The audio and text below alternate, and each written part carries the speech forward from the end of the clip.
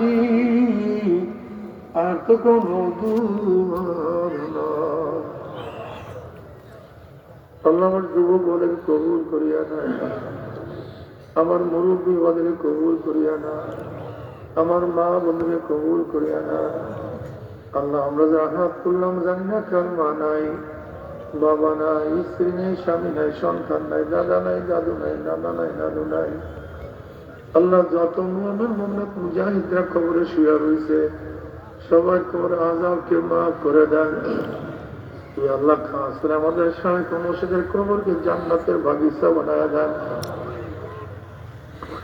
মা দাদা সহ তামাম দুনিয়ার মাশায়েখকে মাকামে জান্নাত মধ্যে বুলন্দ করে দেন।